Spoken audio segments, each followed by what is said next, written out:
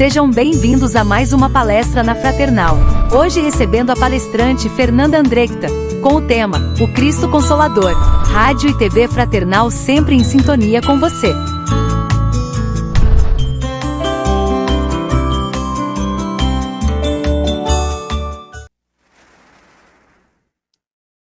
Muito boa noite, meus amigos. É com gratidão ao Pai da Vida e a Jesus Mestre, nosso irmão mais velho, esse que nos acompanha, nos dando as mãos.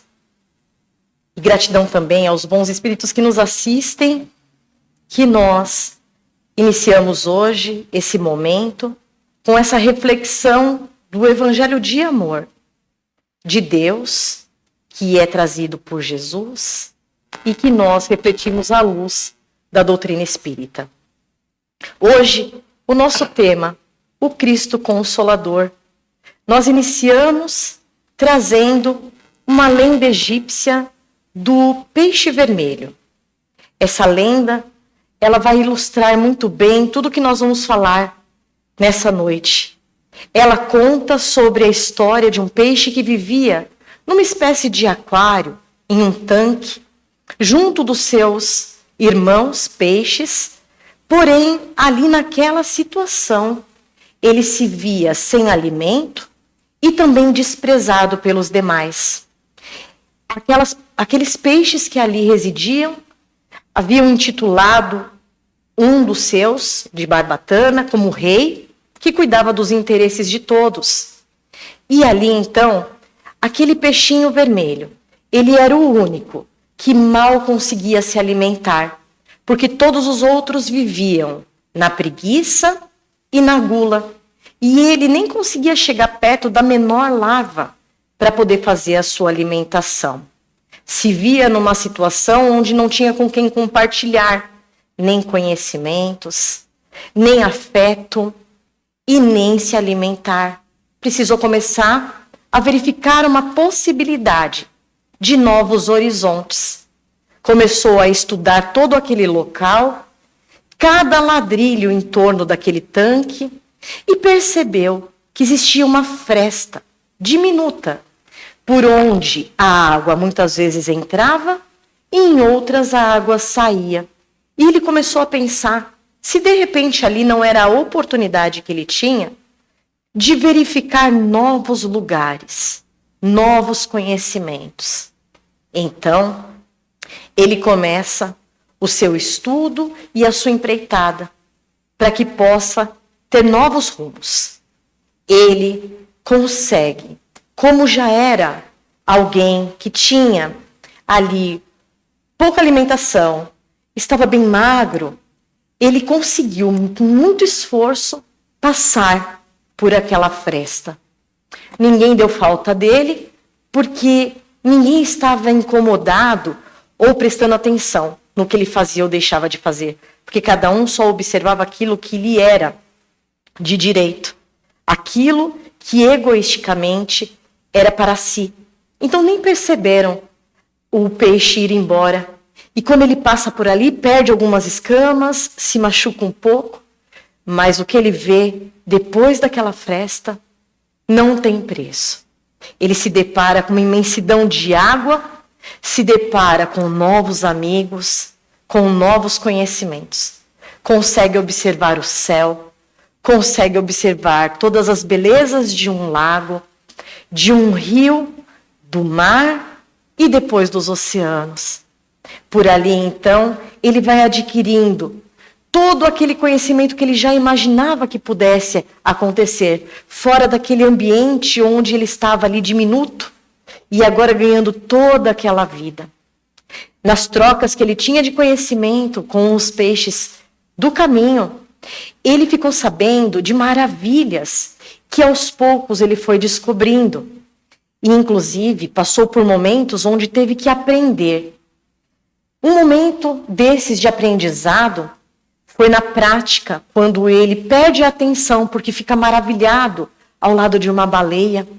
Então, aquela tentação de estar ali, perde a atenção e a baleia, no momento de alimentação, ela abre a boca e pega aquela porção de água e junto o peixinho.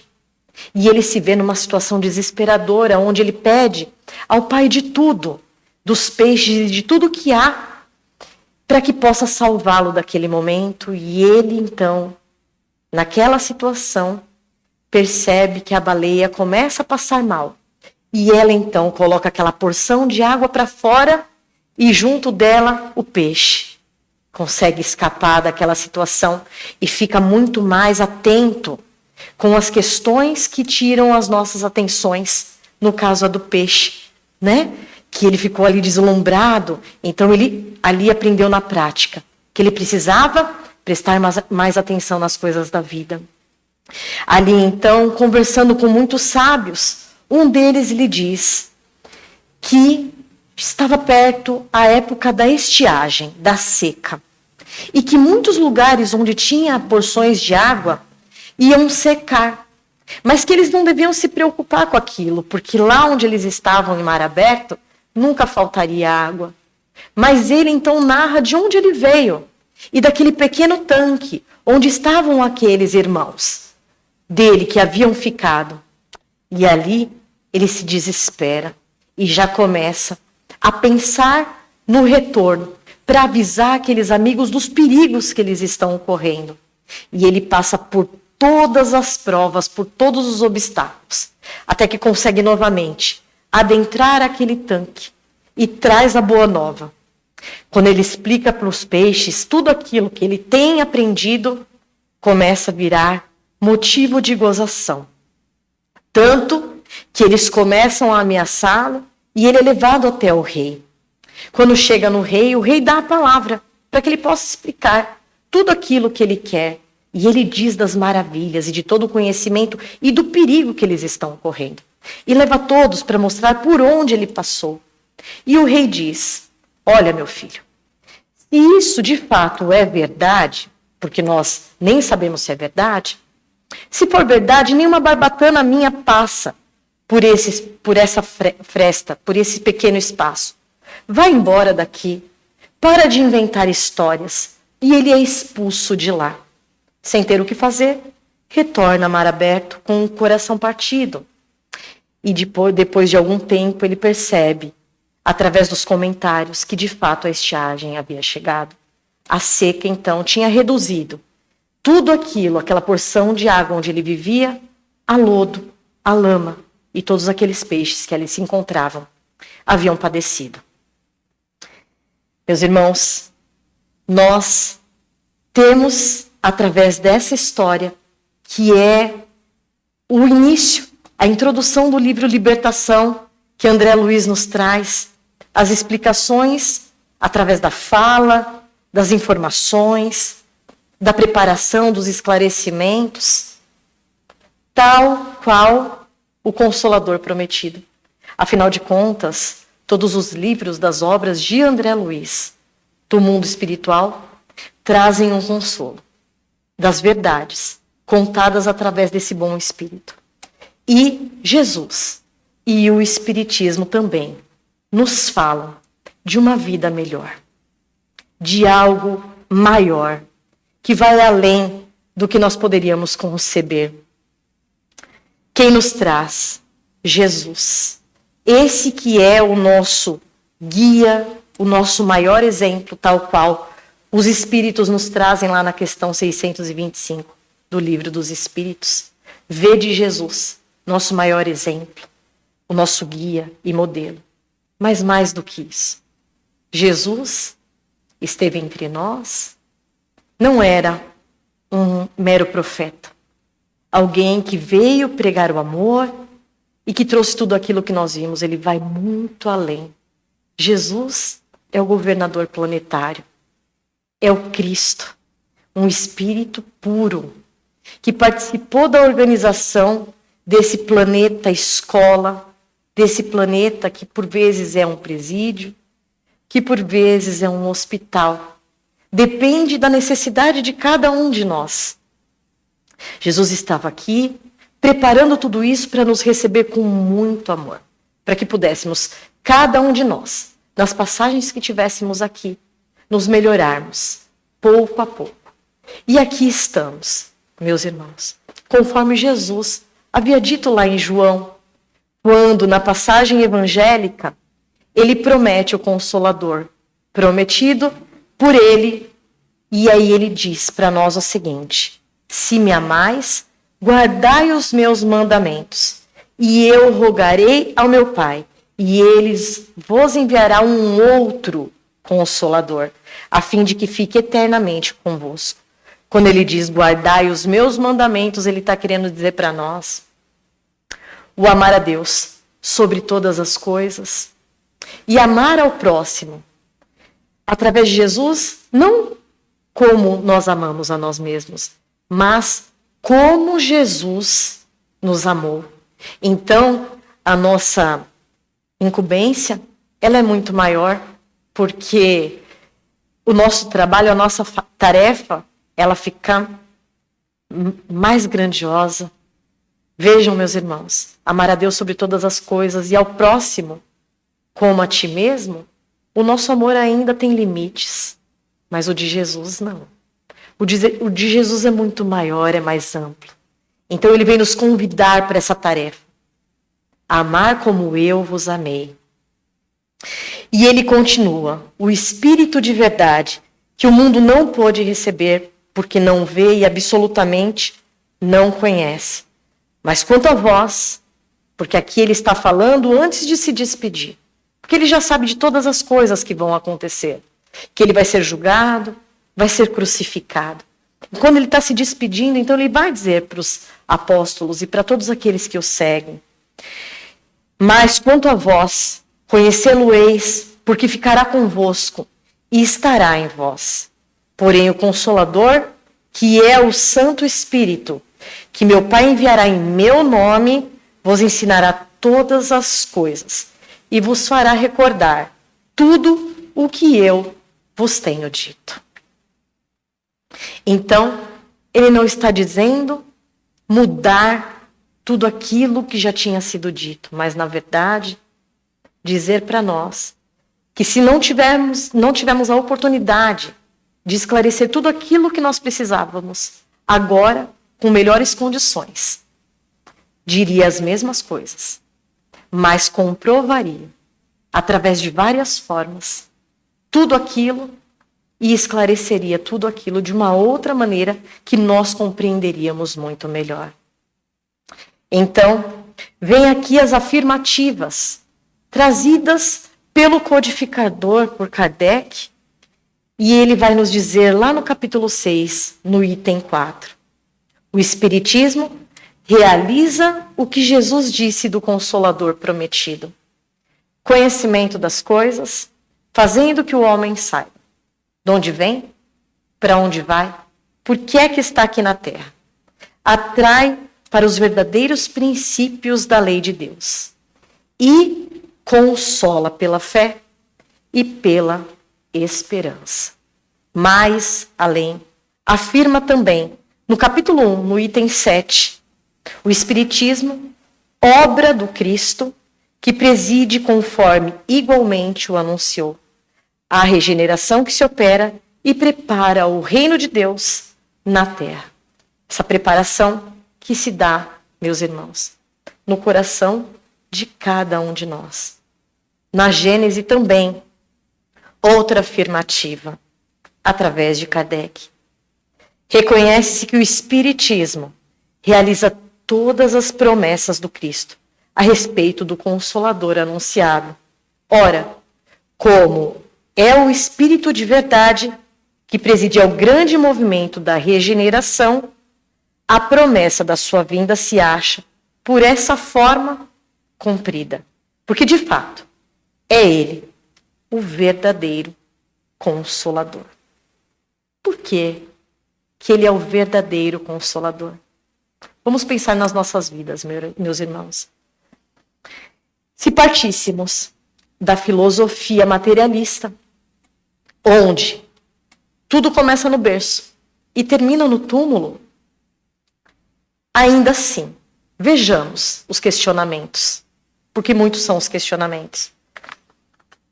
Por que é que dentro do mesmo lar, uma pessoa que nasceu ali, ela tem afetos que rompem barreiras, que auxiliam e têm desafetos que muitas das vezes não conseguem nem sobreviver sobre o mesmo teto. Se tudo começa no berço e termina no túmulo, deveríamos ter o carisma por aqueles que nos são mais próximos e, de repente, por aqueles que nós não conhecemos de fora, talvez termos um estranhamento. Mas o que explica essa diferença dentro do mesmo lar? Outras questões que nos vêm na mente. Como se explica uma criança, por exemplo, ela com 3, 4 anos, falar 3, 4 idiomas, sem nunca ter aprendido, e ninguém da sua casa saber outros idiomas? O que se explica nas diferenças de aprendizagens de uns para os outros, nas diferenças diversas que nós verificamos em tudo que há.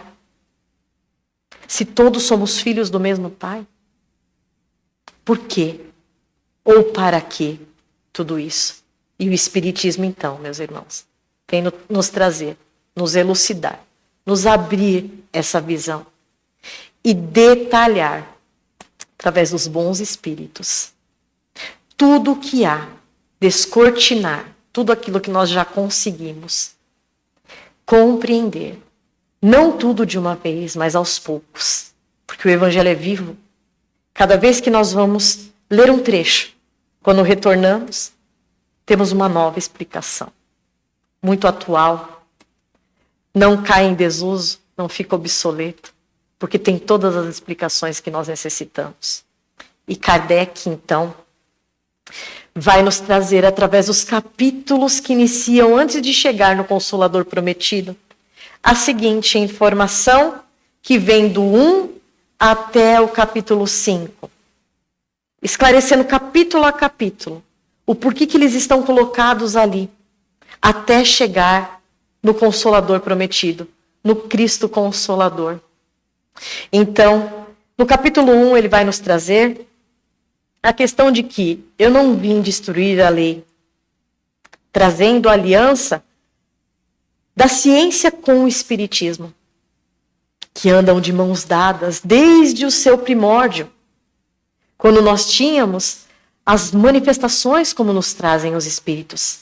No livro Emmanuel vem nos dizer que os Espíritos tiveram a oportunidade daquela mediunidade ostensiva, de tudo aquilo que nos era repassado, para que pudesse elucidar, e aquilo foi permitido pelo Pai da vida para que acontecesse. E hoje nós não vemos mais, mas não porque nós não necessitamos. Como nos trazem Missionários da Luz esse esclarecimento, André Luiz dizendo que, na verdade, aquilo era para ser algo natural, as materializações, a comunicação com os espíritos. A questão é que o coletivo ainda não estava preparado moralmente. O coração ainda não estava desenvolvido. E é sobre isso que nós estamos falando aqui. O Evangelho. Todos esses capítulos, trabalhando todas essas questões de esclarecimento dentro de cada um de nós. Para que nós possamos entender o que é natural, a nossa condição de espíritos eternos. No capítulo 2, e vejam no capítulo 1, quando tem essa aliança com a ciência, né, o não vim destruir a lei, acaba com o fanatismo que tirou quantas vidas. Esse fanatismo religioso dá a oportunidade para que possamos questionar, mas não um questionamento vago, mas questionarmos como vivermos melhor. Quando passamos para o capítulo 2, meu reino não é deste mundo, trazendo essa imensidão que nós nos encontramos.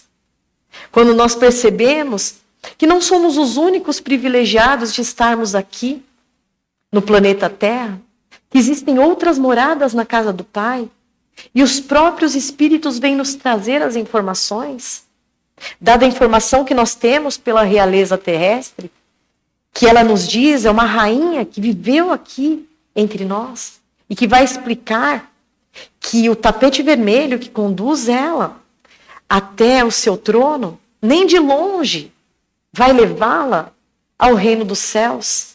Que muitas das vezes aqueles que passam despercebidos aqui são aqueles que mais têm valor no plano espiritual, porque se despojaram ou nem tiveram bens materiais, mas deram valor para as coisas espirituais. As grandes possibilidades nesse infinito, universo infinito que nós temos. Quantas moradas. Outros espíritos que não necessariamente precisam da veste corporal, porque se encontram em condições que não têm essa necessidade.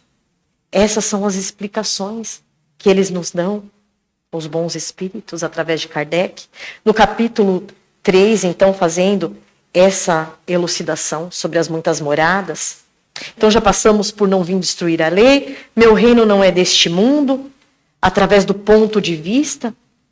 Aqui no ponto de vista, no capítulo 2, é quando os bons espíritos explicam como uma observação daquele viajor que está ao pé da montanha e aqueles que observam de cima da montanha.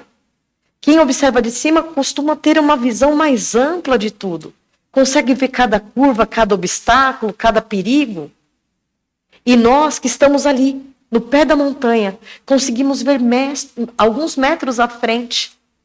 Não conseguimos ver tudo. Essa é a diferença da nossa visão para a visão dos bons espíritos, que é mais ampla. E o convite que eles nos fazem de ampliarmos a nossa visão com o ponto de vista. Passamos então as muitas moradas da casa do Pai para chegarmos no capítulo 4, onde ele vai falar sobre a necessidade da pluralidade das existências. Somos espíritos milenares que tivemos muitas oportunidades.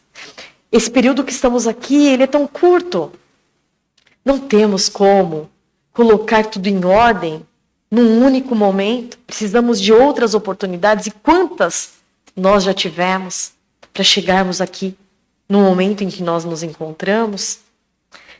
E aí, deveria ser o momento do Cristo Consolador, para falar do Consolador prometido, mas Kardec coloca aqui uma bem-aventurança, e elas vêm todas depois. Por quê? Errou essa organização? Não. Ela é colocada aqui da maneira mais perfeita possível, tudo muito organizado e pensado, porque é justamente sobre o Consolador prometido, quando ele diz para nós que ele vem, então, atrai os verdadeiros princípios da lei de Deus e consola pela fé e pela esperança. Faz a gente mudar o nosso pensamento em relação ao bem e ao mal.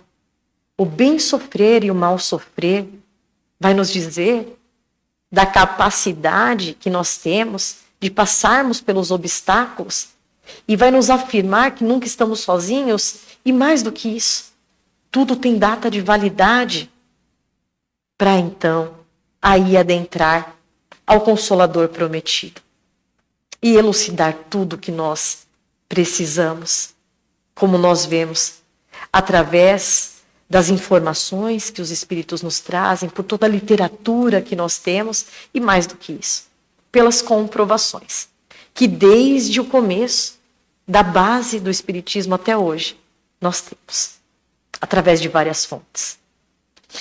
Aqui cabe falarmos sobre o minuto precioso, que está lá no livro Há 2000 anos, quando Emmanuel, esse bom espírito que tanto nos auxilia, ele fala de uma das suas encarnações, enquanto senador romano, e ele vai chamar, Jesus vai chamá-lo.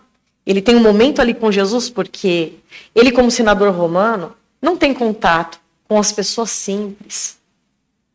Porém, a sua esposa, que já tem o coração aberto para tudo isso, para as questões do espírito, e sabe que Jesus é o enviado pelo Pai, sabe que ele é o mestre de amor profundo, ela pede que ele vá até Jesus para interceder por sua filha que está doente. E ele vai às escondidas, porque teme o que podem achar dele, estando ali com aquela pessoa tão simples do povo, Só que ele mal imagina o que ele tem pela frente.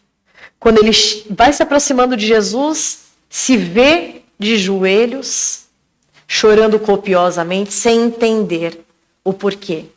Ali ele está experienciando o maior amor de todos. Ele reconhece o Mestre, mas não consegue entender todo aquele amor. Reconhece no seu coração, porque onde estão gravadas as leis de Deus? Na nossa consciência. A consciência dele diz quem é aquele ser que está ali tão luminoso à sua frente. E Jesus então vai convidá-lo para seguir. E Jesus diz: está, porém, no teu querer o aproveitá-lo, esse minuto precioso, para me seguir agora ou daqui a milênios. Porque Deus é paciencioso, aguarda por nós o tempo que for necessário. Ele complementa Jesus dizendo para ele, para Públio Lentulus: soa para o teu espírito neste momento um minuto glorioso, mas ninguém poderá agir contra a tua consciência se quiserdes desprezar indefinidamente este minuto ditoso. Por que nós trouxemos isso, meus irmãos? Porque esse é o momento de nós, já de posse da nossa compreensão para as coisas do Espírito, passarmos a mergulhar profundamente neste que é um suco concentrado de informações que nos auxiliam nessa nossa jornada e aprimoramento como espíritos eternos. É o nosso minuto precioso. Aproveitar agora ou daqui a milênios.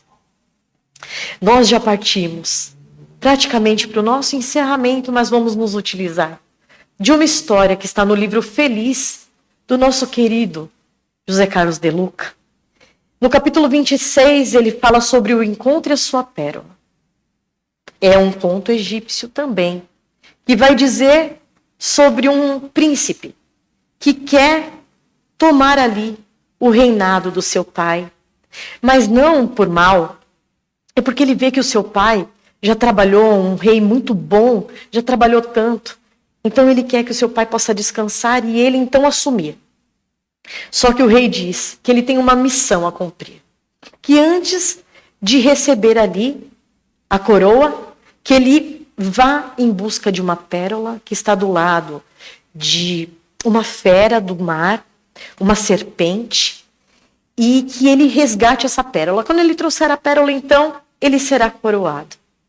E ele vai, se veste com trajes egípcios para não ter alarmes, chega próximo e aguarda um minuto certo para que possa pegar aquela pérola. Porém, aquilo vai passando e aqueles que estão ali ao lado começam a conversar com ele se distrai, ele é alimentado para que ele possa aguardar o momento propício de resgatar aquela pérola. E o que acontece? Ele adormece e se esquece do que foi fazer lá.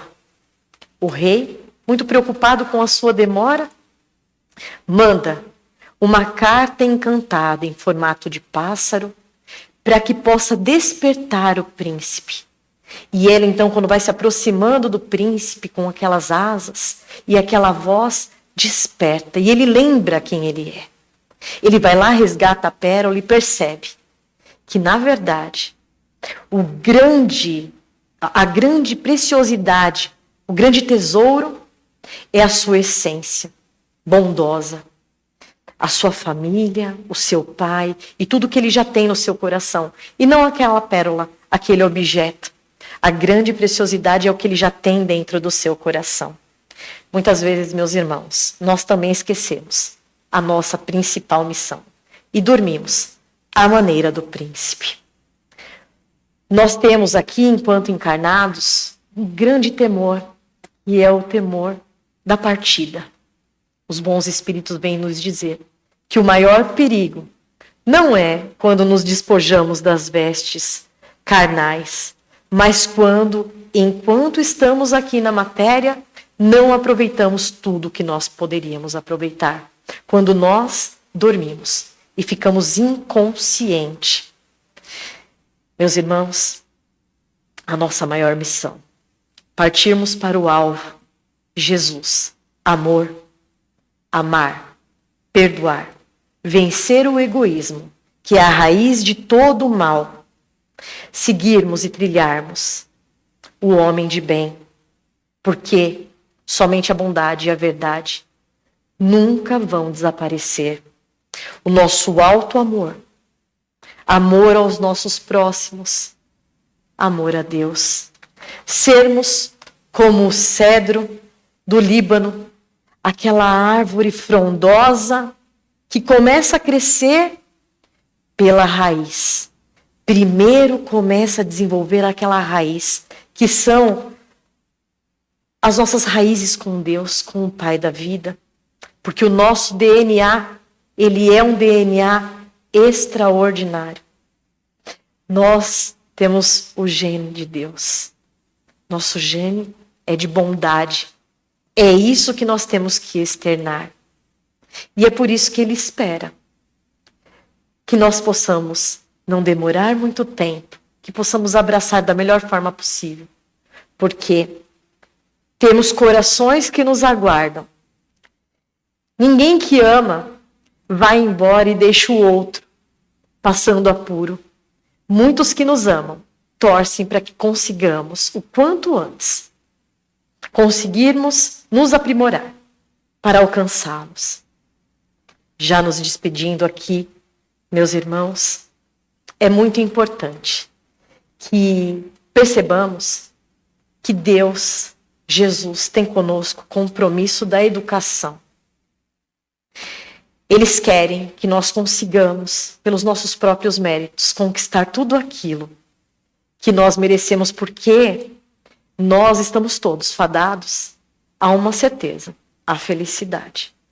Nos transformarmos em espíritos puros.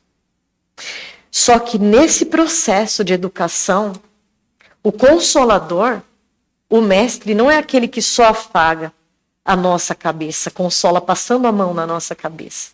Muitas das vezes é necessário não recebermos somente o sim, mas também recebermos o não. Porque às vezes diante de um não, era aquilo que nós mais queríamos receber um sim, aquele não ele é providencial, porque é o que nos salva. Porque se fosse um sim, talvez fosse a nossa grande derrocada. Nós precisamos amar a Deus, mesmo quando Ele nos diz não. E que nós possamos aceitar esse convite do Espiritismo, que é o Consolador prometido, para que nós possamos aprimorar e renovar a nossa visão rumo à nossa grande jornada. Que Jesus nos abençoe, meus irmãos. Uma boa semana para todos nós.